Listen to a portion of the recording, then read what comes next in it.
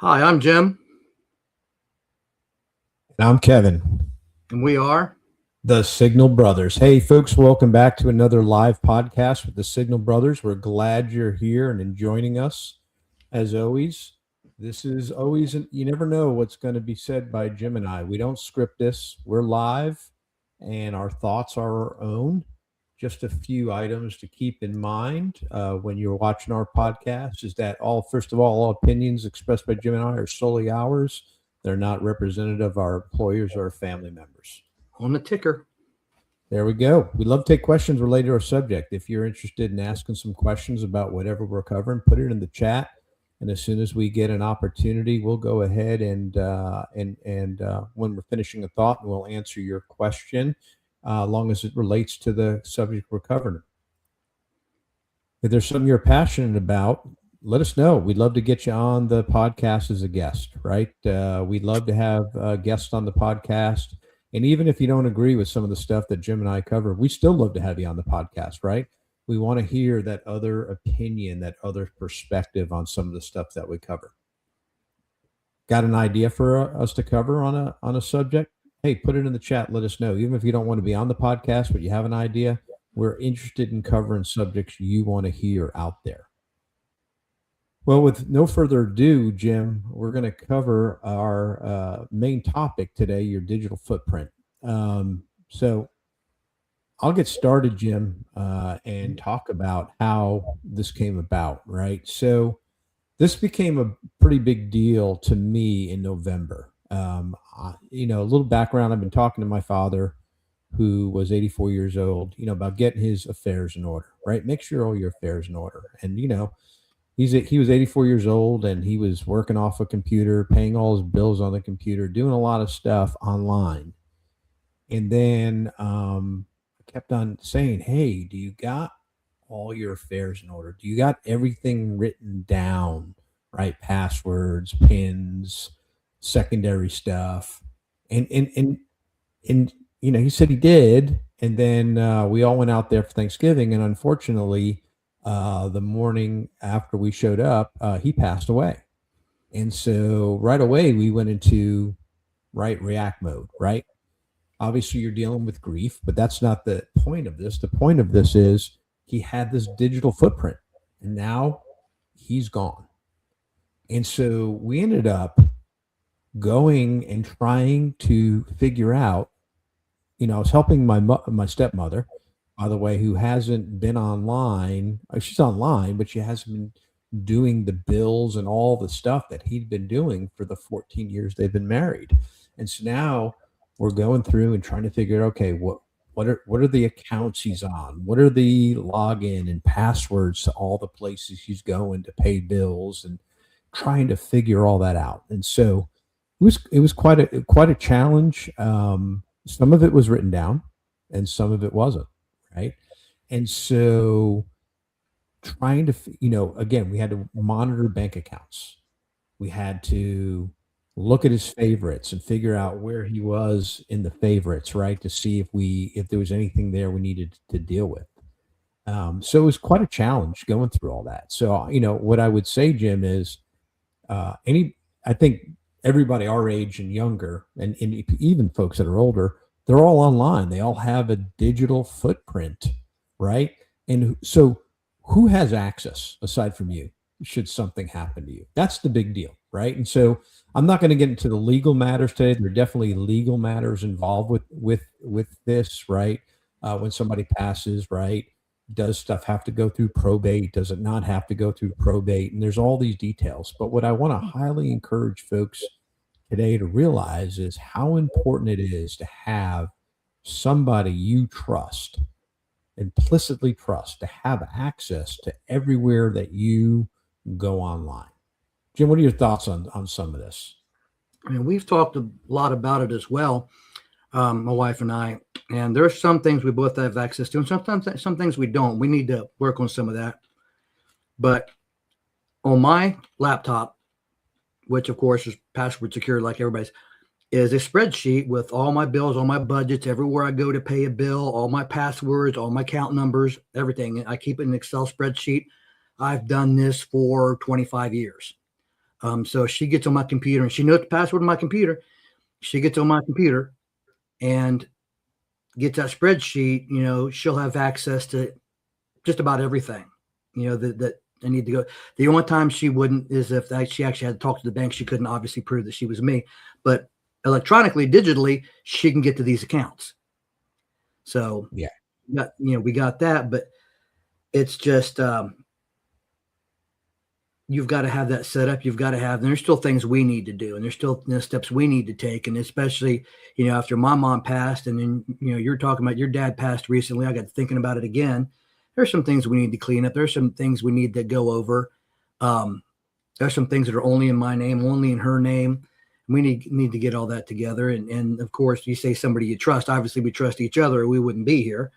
So we need to get all that squared away. But I don't think she'd have much of a problem if I were to suddenly, pass or something to get, what she needed. Like, again, unless she had to physically talk to a person, we got to straighten that part out. But digitally, I don't think she'd have a problem. Yeah, Jim, when I think about all the things that I access online, right, and some of it I'm using an authenticator app, right, on my phone to get access. Mm-hmm. Right, I use Authy. Other people use the Microsoft Authenticator. There's lots of authenticators you can use on your phone right now, and a lot of sites are looking for two-factor authentication, so you can download those apps. And so, I've used Oak to verify.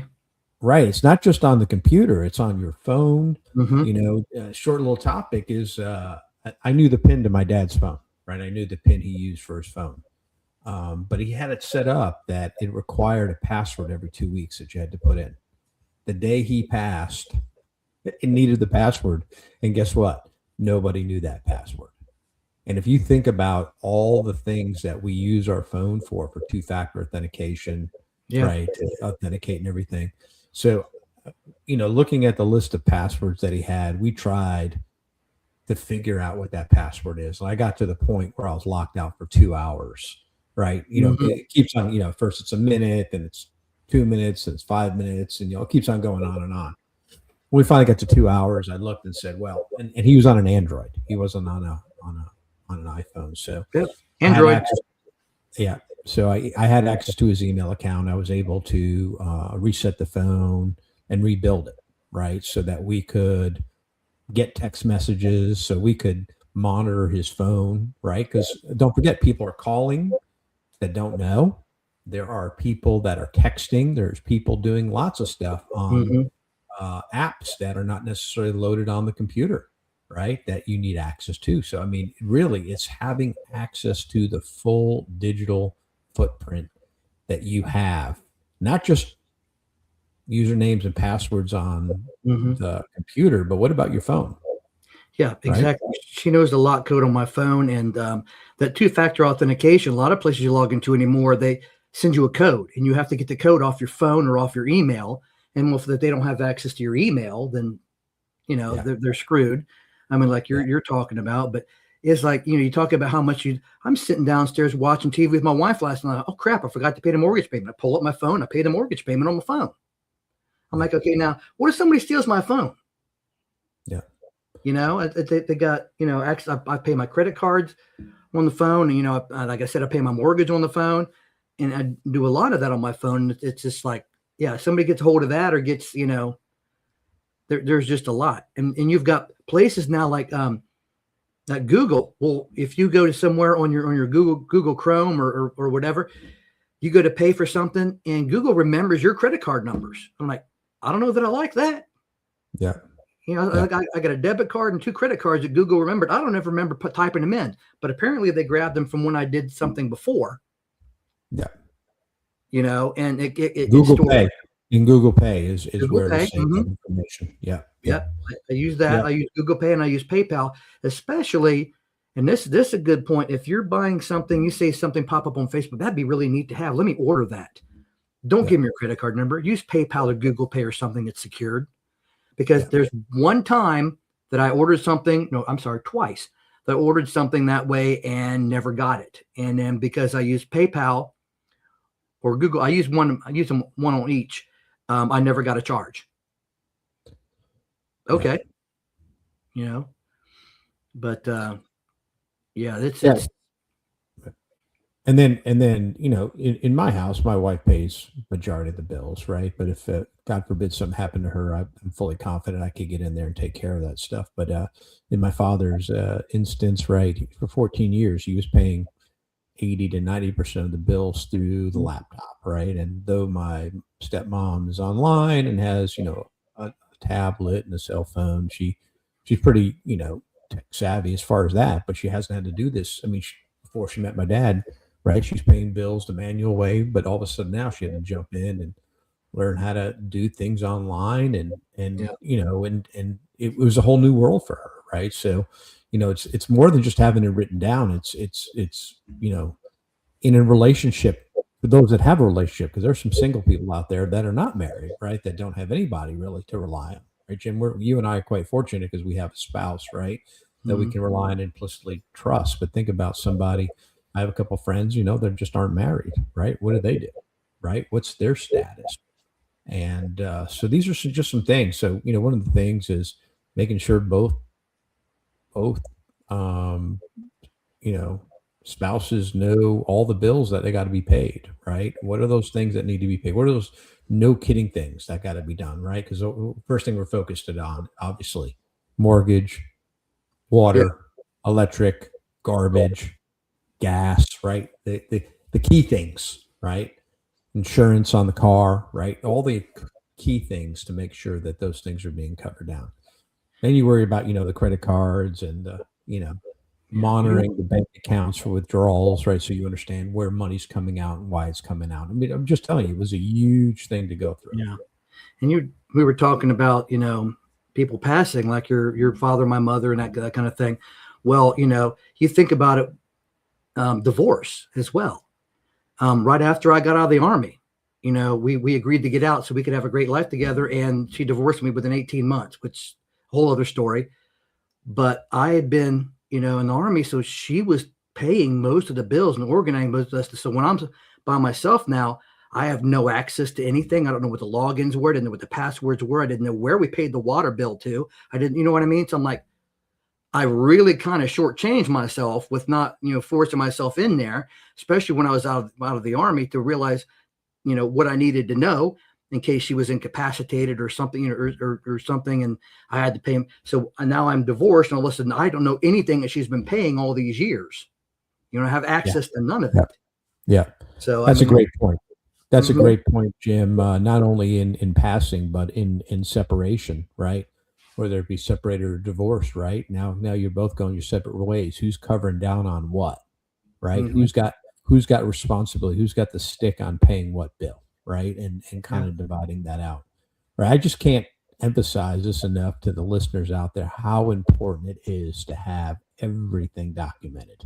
Right? This has been a huge wake up call to me. Because I have probably been just as bad, right, as far as tracking everything that I log into and everything I do. So obviously this has been a call and a wake up call to me to make sure that even though my wife pays 80% of the bills, making sure she has access to all the things that, that I access that she doesn't have routine access to. And there's still a few things that she keeps on poking and prodding me on that I need to get squared away. But even in like you said, that's a great point, right? All of a mhm, sudden now you two are together. Now you decide to go your separate ways. yeah. And My goodness. that was about when I came up with that spreadsheet. I started storing everything. I was like, okay, I got to know this, and when I know it, I got to continue to know it. I can't Yes. let myself get in that position again. Yeah. Yeah. And Yeah. it's a lot better, but it's still we've got some things we could brush up Yeah. on. Yeah, Yeah. It's interesting, Jim, because just think about. I mean, some of the other things that I had to work on was um, my dad was collecting a pension, and he was collecting my mom's pension, and having to reach out and figure out where that's coming from, right? And making sure that that gets stopped, right? And my father's was next to impossible because GE, when he got his, GE was one big company. Well, they've broken up into three different conglomerates, right? Three separate companies, and trying to chase down the number to call to get his to stop. I mean, really, these are things that you don't think about, right? They're just in autopilot. You get into a routine because every month everybody pays bills. It's so routine you don't even think about it anymore. You just it's Friday, it's payday. I'm gonna pay this and this. You barely put any thought into it anymore, especially since you log in. Google knows your passwords. Google knows your credit card numbers. You barely got to do anything anymore. The biggest thing you got to do is that two-factor authentication, and then it's over. So you're in that routine. Something changes, and you realize, oh crap, that was routine. I wasn't even paying attention to how we were doing it. But when my mom passed, this whole Social Security and everything, I had a great funeral home I was working with, and the director there turned everything into Social Security. He worked with me to talk to Social Security, get all that stuff. I was lucky to have that because I had no idea what to do. They did, obviously, because they do this all the time, and so they helped me with that. But the only hiccup I had was I couldn't close out her bank account. And that was in person because I didn't have, good point there, I didn't have any of her logins and passwords. Yeah. So I went to the bank directly. I called the bank first, and this is the thing that ticks me off. You call a place, say, I need to do this. They say, you can do it. Come on in.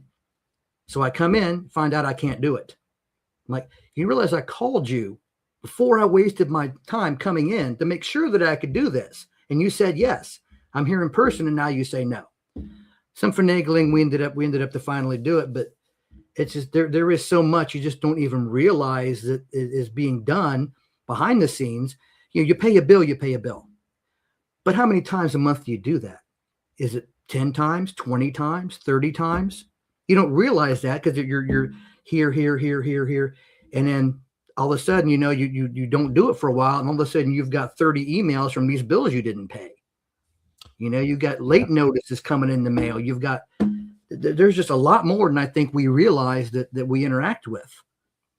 Yeah, and that goes back to my comment about probate, right? And so, the law has changed from state to state. So, I can't blanketly make a statement here on the podcast about how it's going to work for folks in different states, and even counties have some say in it. But that's why a probate lawyer, you want to avoid it's not that probate lawyers are bad, right? The probate lawyers are there to help navigate. Number one, got to make sure you have a valid will. If you don't have a valid will, then things have to go through probate, and they still have to go through probate if they're not. But it's making sure that your accounts are properly registered in more than one name so that it doesn't have to go through probate, right? That's real estate, that's vehicles, that's bank accounts, it's a bunch of stuff. And so if there's not a good will or a trust set up that covers that details, right, you're going to have to hire a probate lawyer to get through that. More than likely, you're going to have to hire a probate lawyer no matter what, right?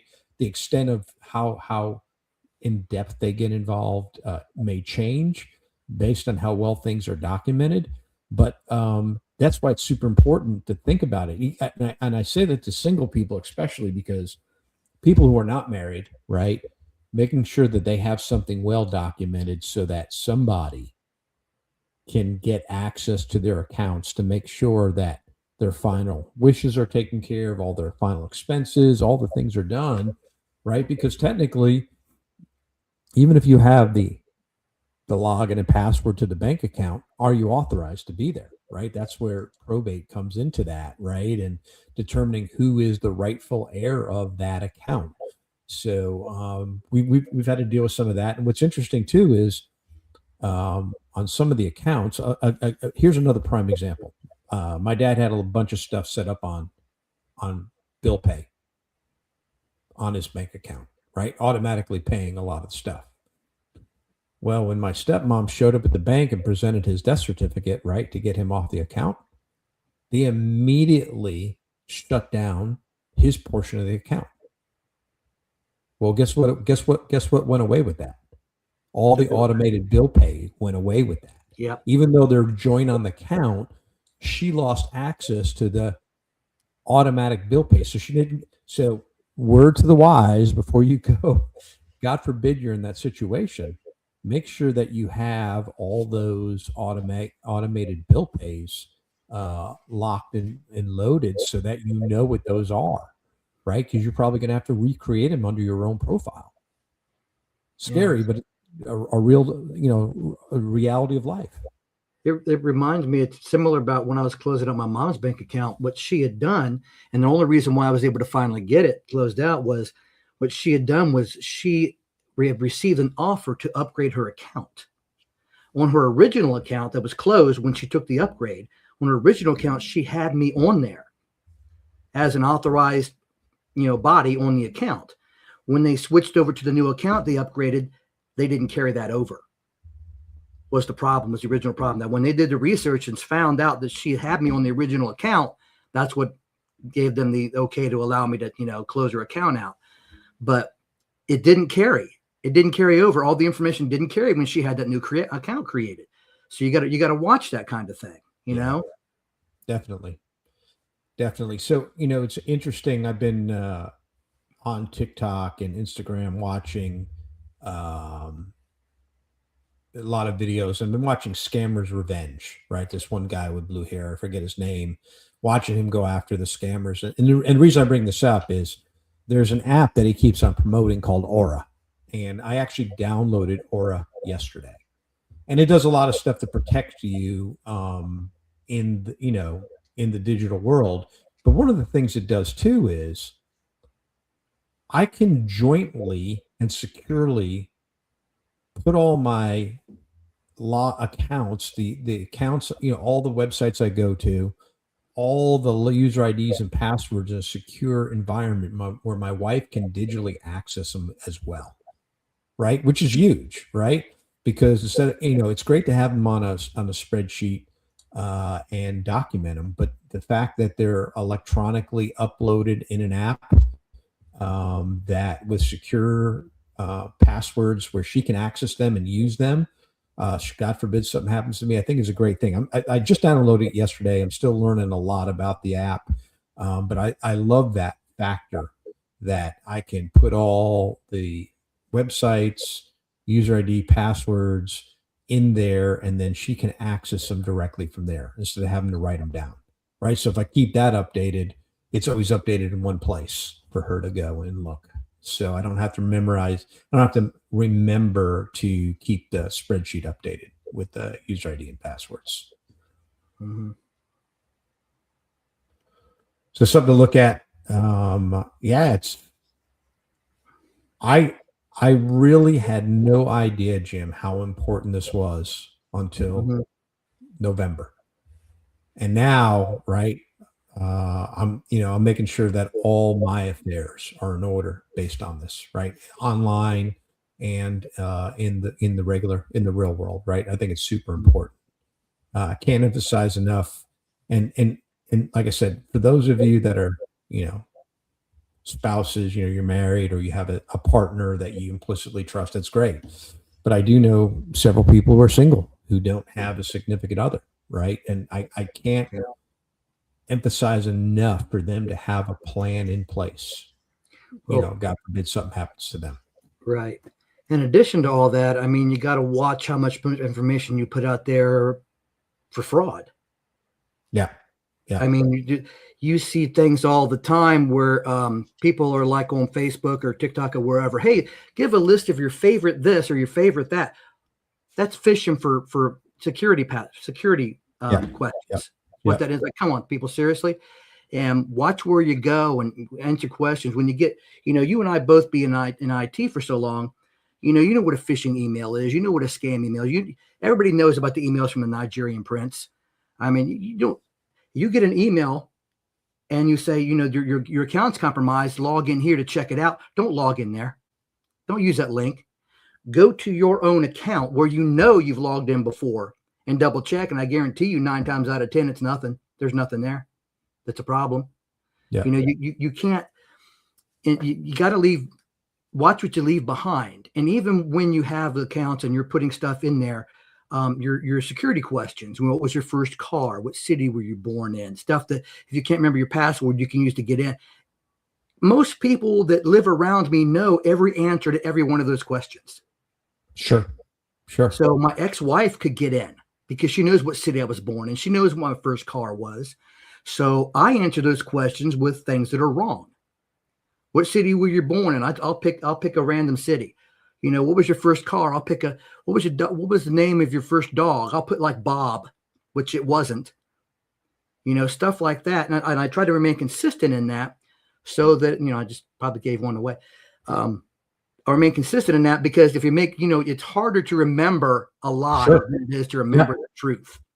Absolutely. But here's the thing is those challenge questions, Mm-hmm. you need to have those written down too for somebody to recover the account, because there was an account I was trying to recover from my dad, and it asked, what street did you grow up in? Well, he grew up in New York City. So he grew up on 2nd East Street, right? Is that second spelled out, or was it just a 2? Yeah. Was the S capitalized in second, right? Yep. Was East spelled out, or was it East period? Was it ST, or was it street spelled out, right? Yeah, There's a bazillion combinations. So even if you know the answer to the question, if you don't type it in exactly how the person typed it in, you're a no-go. Yeah. And there's so many other things. The virus alert. If you hit a web page and you get virus alert, click here to clean it. Don't click there. Yeah. So there, this app I downloaded, Aura, does so much more than just keeping username and passwords. It'll search the deep web, dark web for your stuff. It'll do a lot for you. I'm evaluating it for 14 days, right? I'm probably going to pull the trigger and buy the thing. It's like $239 for a couple for a year. I think it's for a year. That's not bad. No, I think it's well worth it, and it does a lot of stuff, right? Removes all your information off the, getting all your information out of the internet that you don't want out there. So, again, I use a VPN a lot of times. Some places you can't use it with because it will not recognize your username and password. If you use a VPN, it won't recognize it. You take the VPN off, it does recognize it. I found that out recently. But I'll use a VPN for a lot of places I go. I shut it off for stuff like this because it interferes with it. But just things like that. You have those running in the background. You don't even notice it anymore. Yeah. It masks your IP. They can't trace They can't trace you. They can't hunt down your bank information and stuff like that. Your logins, but you're not even at the right IP address. Yeah. Just all kind of measures you can take, to prevent that kind of thing. Yeah. Well, we're talking about this, and so I'm bringing it up so we can look at it. I was talking about Aura, right? And if you look, they do all this in the app, right? Which is great, right? They provide all this stuff for you all in one basket, right? And so this is why I'm evaluating it. I'm not necessarily endorsing it because I just downloaded it yesterday, but everything I've seen about it so far seems very impressive, right? Yeah, I got a lot of that with Norton Internet Security. I think everything I'm reading there just about that I have. How about the data online removal? It does give me a report every now and then about where my data is being found at. So I don't know if it probably gives me an way to remove it, but then there's add-ons as well that I probably have to pay for. Yeah. They gave me the antivirus. They gave me the internet security, the VPN, several services like that, file shredding. That's another thing. And when you delete something, it's not gone. Yeah. Yeah. It's just marked as free space until you overwrite it, or you buy something, or have a program that actually shreds it, which basically writes garbage data or blanks over that several times. Then it's finally gone. Yes. So I just tell you, I think there's a lot of people out there, and I think for those listening, I can't emphasize enough how important it is to document everything you're doing online, right? Some of it is irrelevant, right? Like, you probably don't care if something happens to you if your Instagram account never gets accessed again. Got it. Yeah. Right. Yeah. You just don't want somebody else taking it over. Right. So, but but anything that's important, you got to make sure you have it well documented where somebody can get access and take control and legally do it, right? I talked about the probate and having, things properly done. I'm not a lawyer, not going to claim to be a lawyer, and every state is different in the rules, but I can't emphasize enough how important it is to make sure that you have a plan in place. I can't emphasize that enough, right? It's been a huge learning curve for me, a big wake up call for me. I'm glad I went through it because it made me realize how inadequately I was prepared, right? And I think that's the thing is when you go through something like that with somebody who's been online all these years, right? An online presence. He even had a TikTok account, by the way. So knowing these things and being prepared is so important. Yeah, it is. Well, Jim, I think we're ready to roll into the second half of our podcast when we talk about current events. And so the first one is pretty broad.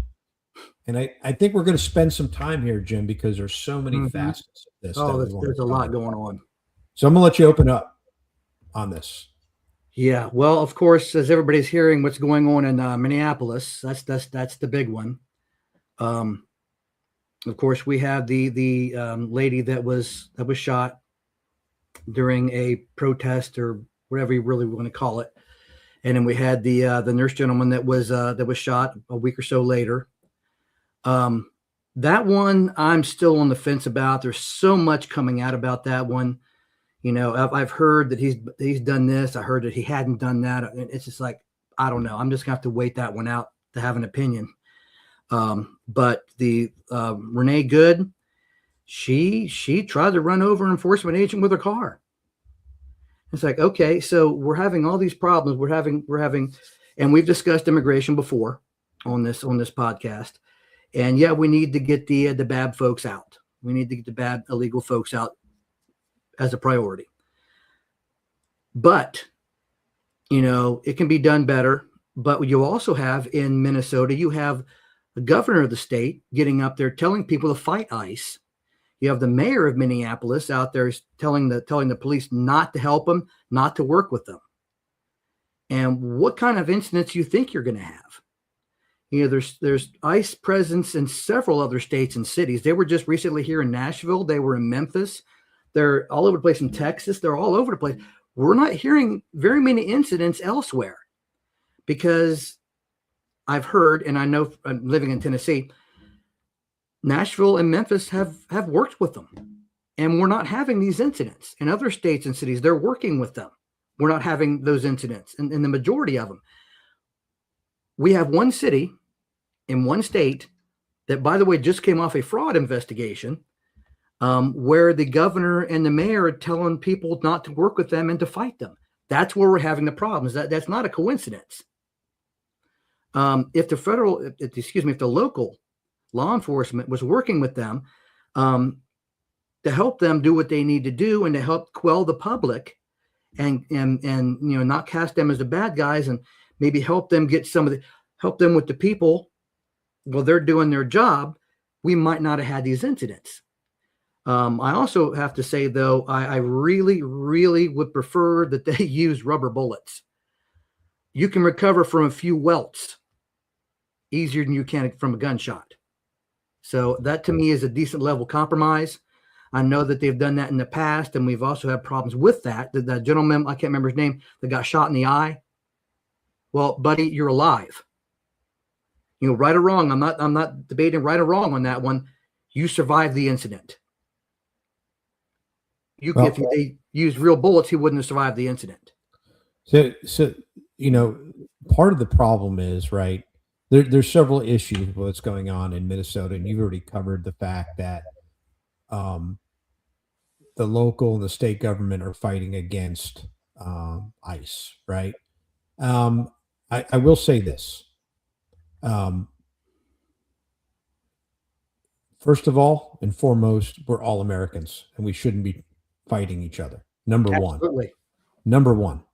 right? I definitely agree that the way ICE is handling things, I personally believe has gotten out of hand. I don't see de-escalation like I expect to see. I got it. People are protesting. People are unhappy. People are crossing the line. And I got all that. But there's a level of de-escalation that I expect from law enforcement. I don't care That's if where it's the rubber bullets come in. city, county, state, federal. I expect de-escalation, right? I don't see de-escalation. I see escalation, right? And I think my perspective on the Alex Peretti shooting is that could have been avoided, and I blame the law enforcement folks that were involved. I've looked at the videos. I've spent hours researching that. I clearly believe that those law enforcement officers that shot him are in the wrong, right? The gun was taken off of him. The fact that he was shot is a tragedy. Bottom line, I think a lot of us voted for ICE enforcement. We wanted ICE enforcement when we voted for Donald Trump. I think the problem is we wanted them to go after the violent criminals, and it seems like they're just mass roundups of people. And I got to be honest with you, Jim, I'm not okay with the way they're operating. I'm not okay. I think we need to go back to the drawing board. If you look at how operations were done, Tom Homan was the guy in charge of this under Barack Obama, right? Yeah. And if you look at how under Barack Obama, right. And so, but if you look at how business was done then and how business is being done now, right? We have to restore that professionalism in how we do business, and it should be specifically targeted. That's just my opinion. Well, I hear what you're saying. I don't disagree. They probably could have done the Alex Purdy thing better. Absolutely. And just to say this, we want the enforcement. We don't want anybody hurt ever. I mean, that don't need to happen. It's a tragedy when that does happen. But the fact that we're hearing all this coming out of Minnesota and almost nothing coming out of anywhere else ICE is operating, is the problem ICE or is the problem Minnesota? So we clearly know there's a problem with the way the state and city are handling the ICE enforcement, but at the same token, Jim, I don't think it's right for the way they are operating. Right? They are operating extremely aggressive. I got it. They're in a hostile situation. I got it. It's not easy, but it comes down to again about de-escalating, Mm-hmm. right? And that's what bothers me. Well, the de-escalation has to be on both sides, though. If you're de-escalating and they're not, the police, law enforcement has the prime role for de-escalation. Yeah, and they're not allowed to be responsible for de-escalation. 100%. And they're not allowed to be involved. That's the part of the problem. Yeah, the local law enforcement needs to be the one taking care of the local citizens while ICE does their jobs, and then working together to coordinate that kind of thing. If you're absent half of that, the crowds aren't going to de-escalate. Not while they're being edged on by their own government. Jim, I think this is where you and I are going to disagree. Whether local law enforcement is involved or not, those people that are doing the border protection and ICE operations have to de-escalate. They have to de-escalate. And if you look at the Alex Peretti, there clearly wasn't de-escalation on that. That was out of control. Hopefully after this, and it's like I've talked with other people, if they were in the wrong, that the investigation will bear that out. Hopefully with that tragedy, we can use that to do some de-escalation. But as long as they're fighting the local government, and as long as they're fighting the people and they're not de-escalating, you've got to have de-escalation on both sides. I got it. But law enforcement has the primary responsibility for that. And we have to remember that we're all Americans, right? We got Americans killing Americans, right? And for what? For what, Jim? I never thought in my life I would ever see an actual civil war in our country. you think we'd have learned from the first time? So I don't think we're at a civil war, but I definitely think we got issues with Oh, we're people. bouncing right against it. Yeah, yeah. So it runs on the line, right? Mm-hmm. Interesting about this, since we're still on ice, and I'm changing subject just a little bit on this, is that I did read, and I don't know the truth behind this, but I know that Congress is investigating a guy by the name of Neville Roy Singham, who lives in China, who's an American. He's a billionaire, sold his company for $1 billion, and they believe that he's funding a lot of this stuff that's going on. So it'd be interesting to see whether it's really true, right? Mm-hmm. Because that's that whole part about it. I said, hey, we're Americans fighting Americans, right? And if we got an American living over in China that espouses communist, socialist views, who is funding these divisions and these things, I'm not talking about protesting, I'm talking about rioting, right? Mm-hmm. Then it's obviously this is external elements that are having an influence Yeah, that's on our country. and that's a good point to expand on, because we're not talking about protesting. We're talking about rioting. If you want to stand on a street corner, hold up a sign, and yell at these guys, that is your constitutional right. 100%. Once you cross that street and you get in officers' faces and you impede them from doing their, that's no longer a legal protest. Yeah. You know, in the First Amendment, which we've actually talked about on this show before, you have the right to peaceful assembly. That's it. That's all that says. It doesn't say rioting. It doesn't say blocking traffic. It doesn't say accosting law enforcement. It doesn't say, as long as you want to stand there and peacefully assemble and express your concerns, I've got you. But once you start blocking traffic and impeding law enforcement from performing their duties, and not to say that they're perfect, but two wrongs don't make a right. I agree. Governor Spanberger took over as governor in Virginia, and one of her first steps that she signed was to make sure that law enforcement does not cooperate with ICE, which is kind of a shame. So I live in Virginia, and to see Virginia go that direction is scary to me, right? I don't think that they need to carry out, but there has to be a relationship between the city, county, state, and federal law enforcement, right? When they issue these detainers to detain somebody, I hope it doesn't happen in Virginia, because I know it's happening in other states. The states are allowing those people to be set free without being picked up on the detainer. And I'm talking about the ones arrested. I'm talking about the ones with a violent past, right? And they're being allowed back in the street, and that's scary to me. Mm-hmm. I hope Virginia doesn't go that way. Well, the whole thing about protecting Americans, protecting citizens, protecting your people, Americans coming together, that's great, but they're contradicting themselves, to the effect that if I'm not rounding up criminals, if I'm not rounding up bad immigrants, if I'm not, how am I protecting my people? How am I serving people by not protecting them from violent offenders? Yeah. If I'm letting criminals back out, or I'm blocking federal authorities that are trying to get these dangerous immigrants out of the country, how is that serving the American? They're not. Their politicians are serving themselves. Yeah. Well, Jim, how about the teacher from West Chicago's Gary Elementary School that posted on Facebook, "Go ICE"? And she's been put on administrative leave and potentially going to be removed from her job. Yeah, that's. What are your thoughts on that? Go ICE, huh? That's all she put, and she's been put on leave. Yeah. And so she's pro ICE. I've actually been called a racist. Went back shortly when we did one of our first ones on ICE, as a banner on my Facebook page. I put up an ICE banner, and I had people coming on my Facebook page calling me a racist. I'm like, first of all, an illegal immigrant isn't a race. So but yeah. So now she works in a highly Latino population.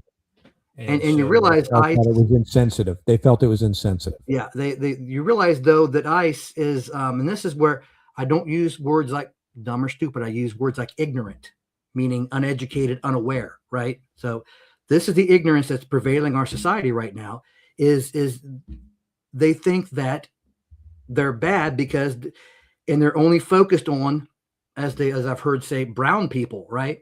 Well, that's not the case. They're, again, illegal immigrant is not a race.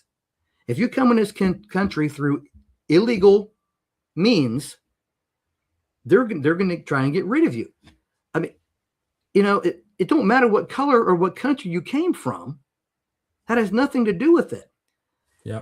The fact that they're saying what's incentive to our Latino, I was like, well, okay, so what about your black folks? What about your white folks? What about your Asian folks? Yeah. You got more than one type of person in this. I don't understand the logic behind that. Yeah.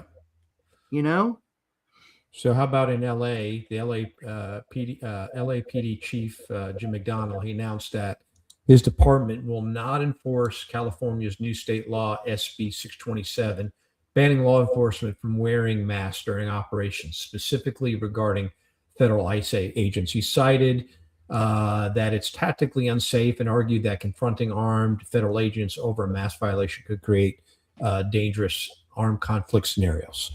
Well, first of all, those masks are to protect the agents and their families from retribution. And I mean, a lot of these guys do things behind the scenes operations where you can't hide their identity.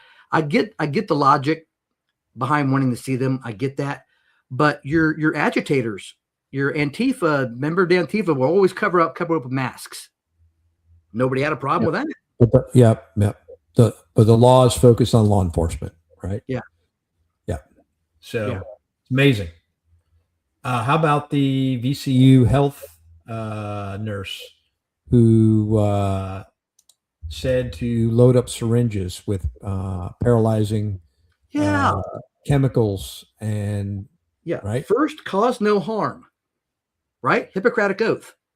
I am blown away by that. I'm trying to find that doggone page that I had that saved on, and I'm not finding it. But yeah, it's like, you are a healthcare professional. I lost that.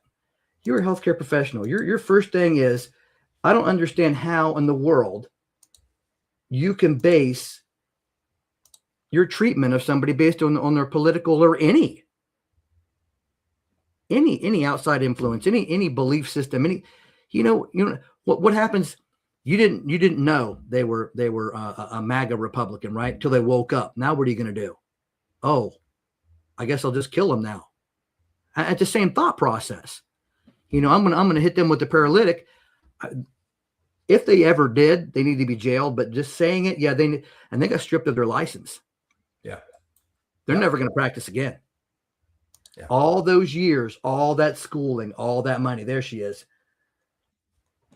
All that money, all that time, all that effort, all her parents' money probably gone for a stupid state. Yeah, we got a comment from Colin. We got a comment from Colin reference from the teachers, right? Teachers work in public education. He said if they want privacy, they should work in the private sector. It's a valid statement, right? She works in the public sector, right? She takes public funds, right? So, Colin, I'd agree with that. I agree that if they want privacy, they should work in the private sector. That's a valid point.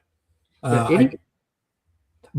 Colin, on the same token, though, the people that are calling for the death of somebody, right, or are the teachers that were celebrating the death of Charlie Kirk, whether you like Charlie Kirk or not, they should face the same repercussions. I cannot imagine celebrating a death. Even when they got Osama bin Laden, I'm like, they got him, good. I was not celebrating. I can't do that. That just does not seem right to me. Did he need to get got? Yeah, he needed to get got. Yeah. I don't see it as a means of celebration. Even in I can't believe that we're at that point in the society now where we're cheering somebody having been assassinated, where we're advocating hurting another person just because we don't believe with their political. I can't believe we're there. Kevin, that goes back to what you say. We're all Americans, damn it. Yep. All right, we've spent almost 20 minutes on ICE enforcement. I think we've covered the gamut. How about this new thing, Jim, about hospice fraud accusations in LA from Dr. Oz? It's an interesting conversation because Governor Newsom is saying that, that this is racially profiling Armenians and right, this is unfounded. Mhm. But I think it's worth looking at. I'm not Armenian mafia. accusing anybody. I'm not accusing anybody of committing fraud. But if we believe that there's fraud, whether it's the Armenian community or any community, just like with the childcare fraud, right? It was focused on the Somalis, but I'm not just focused on Somalis, focused on in general, right? I think it's worth looking into, right? There was a skyrocketing increase in one area of LA where I think it was like 120-fold of increase of hospice care claims. And so it's worth looking at, I would think. Yeah, I mean, especially, I work healthcare IT. And so we hear a lot of this, and we hear a lot of CMS fraud and a lot of this, and, reported to it. But of course, now because of this, and because, and Dr. Oz, I don't know how anybody says things like this in the environment that we live in today. But Newsom took it and ran with it. It seems to me he's using that like they all do. I'm going to focus on the racism, make that the focal point, so that we're distracted from what's actually going on. The $3.5 billion. That's not the important part. The important part is that you called these guys an Armenian mafia. Okay. So yeah, I shouldn't have done it. Now let's focus back on the fraud.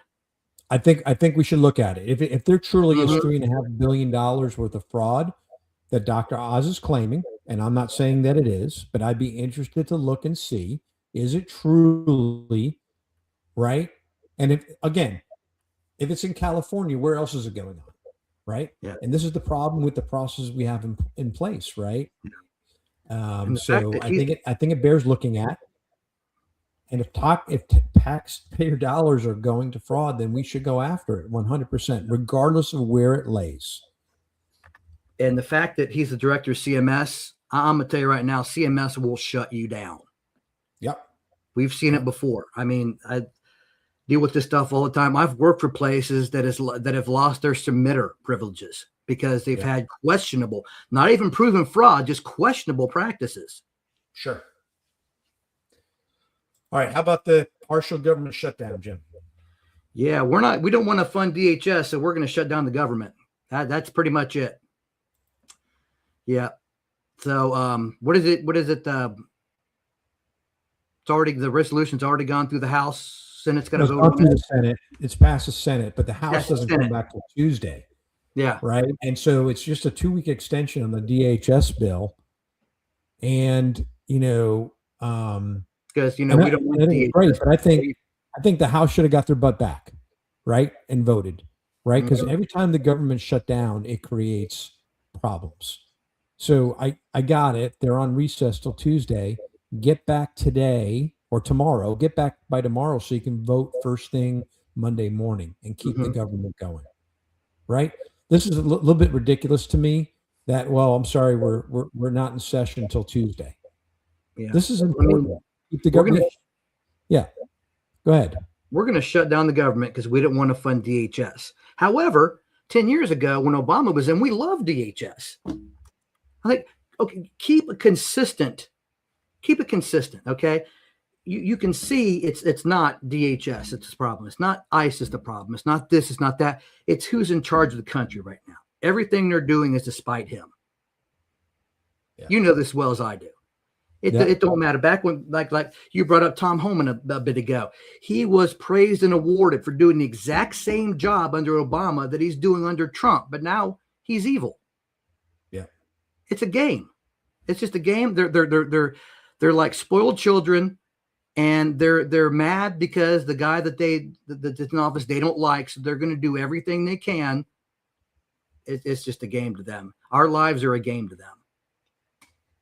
Yeah, I'm not happy with the government partially being shut down. I am glad that There's negotiations going on to keep the government open, right? The fact that they said, okay, let's get the other bills voted on and we'll separate the DHS one. The fact that they extended for 2 weeks to give time to further negotiate, I think, is good. I don't think they're going to come to an agreement on the DHS. I think DHS is still going to end up shutting down. Well, we just defunded, may not be the right word. We just pulled out of the UN. Well, we pay the majority of the bills there, if you will. So we're saving money there. Yeah, but Trump doesn't have the right to divert funds. Funds are allocated by Congress, not by the president. So, and in the one big beautiful bill, DHS did get, I think, $1.7 trillion or billion dollars. Excuse me, $1.7 billion.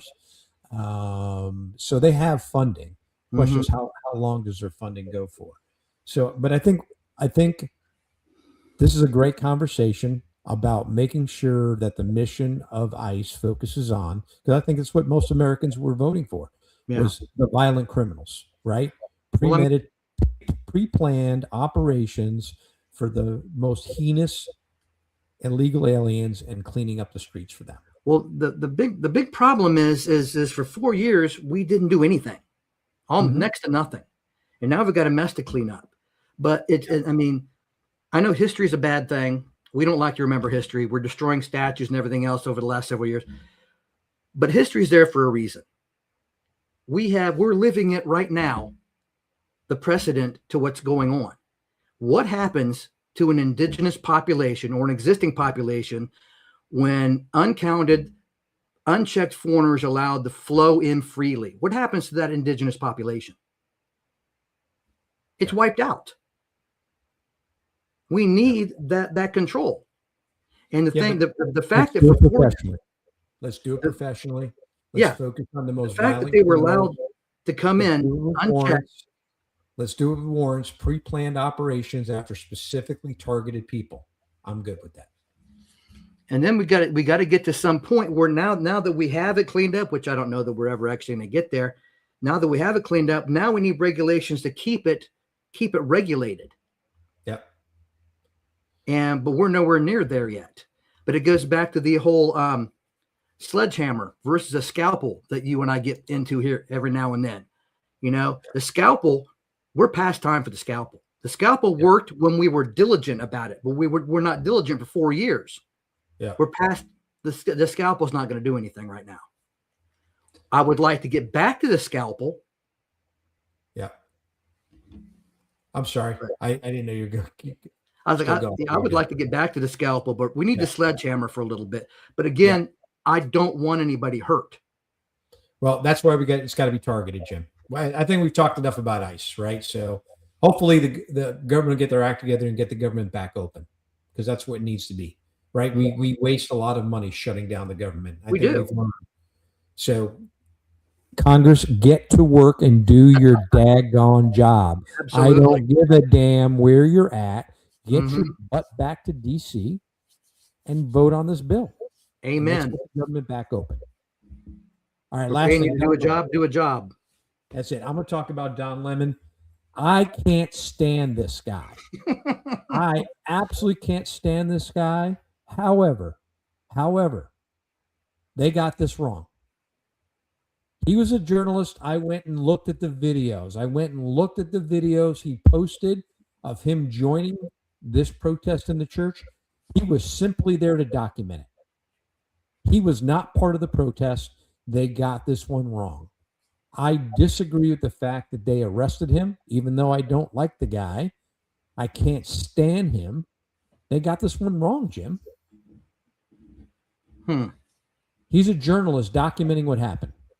He didn't get involved in the chanting. He was very clear in the video. I am not part of this protest. I am simply documenting it. His words were very clear in the video, and yet they arrested him. I think they did it for visibility, but that's another one I'm on the fence on. But the investigation will bear it out one way or another.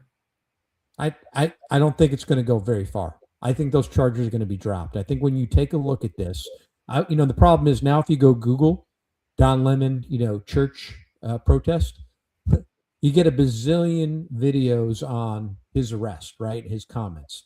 So you have to dig forever to find his original videos of him Mm-hmm. actually covering the protest. And when I found it and watched the video, I was shocked. They arrested him. I'm absolutely shocked they arrested him. Well, like you, I don't care for the man, and I think he's a hypocrite. If he was not part of it, then the investigation will bear that out. But the rest of them, however,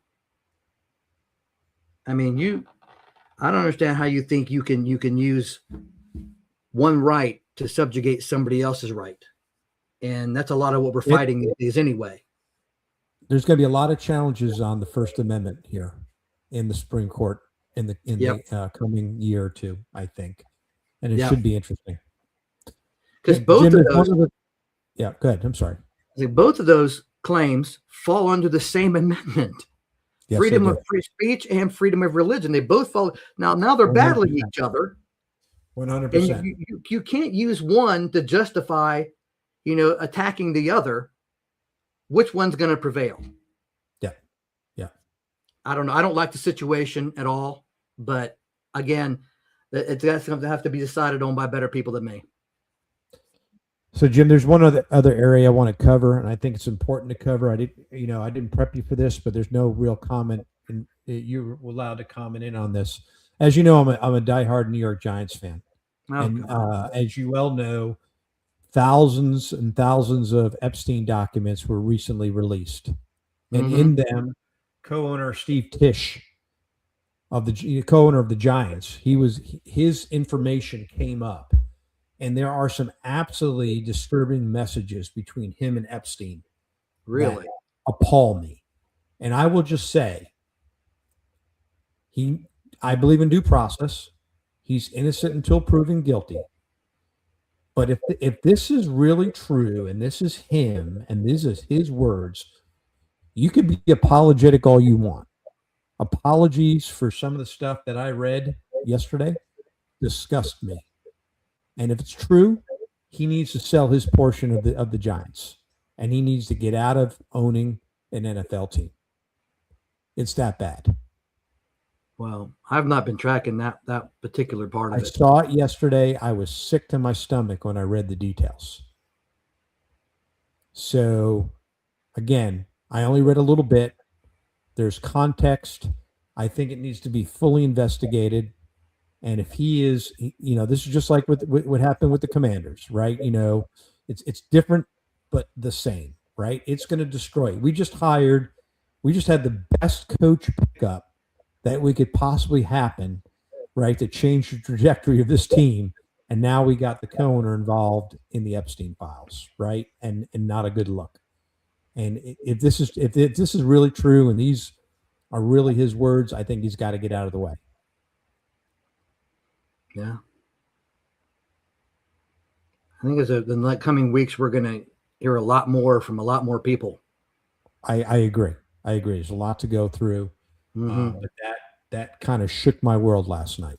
And I told my wife, I said, if this is true and this is his stuff, and he does not get out of owning that team, I won't be a Giants fan anymore. I cannot be associated with a guy like this. Wow. Yep. I hope he'll bow out. I hope he'll sell his portion of the team and move on. But it was disturbing, some of the stuff I read yesterday. And I would tell listeners, go online and look. Go look at the messages between him and Epstein and see if I'm crazy. I've seen very little, but I've seen pictures of Prince Andrew over what looks like a very small female. I've seen a few, I'm just like, okay, this is some real stuff now. Wow, there's a lot that's going to be happening on this. Sure. Well, Jim, I think we've ran the gamut. Yep. I know we don't have a subject for 2 weeks from now, but you and I will, I like lately we've been kind of doing it on the fly. We've been posting it a couple days in advance. Mm-hmm. And maybe I think that's a routine we'll start doing. But we'll get together. We'll figure out our subject 2 weeks from today, same time? Let's see. What is 2 weeks from today? That's Valentine's Day, isn't it? I guess. Hey, you tell me. I'm good for daytime. Yeah, I'm good for daytime. Yeah, noonish. I mean, we could go to the 15th and back on a Sunday for that week if you want to. Yeah, we can go to Sunday. What time, Jim? It doesn't matter. Okay. Well, more to follow. We'll post on our page once we get the subject locked in and the time. But we're definitely going to be the 15th will be our next podcast, and we do appreciate you guys for joining us as always. Yeah. We appreciate the fans. I know a lot of people listen to our podcast after. We're working to get our podcast out there on Spotify and other platforms as well. So even if you don't want to watch it and you want to listen to it at a different time, we're going to expand the platforms that we do these podcasts on so that you can listen to them. Well, I think that's it, Jim. I'm Kevin. I'm Jim. And we are the Signal Brothers. Thanks, folks, for watching. Have a great day. Thank you, everybody.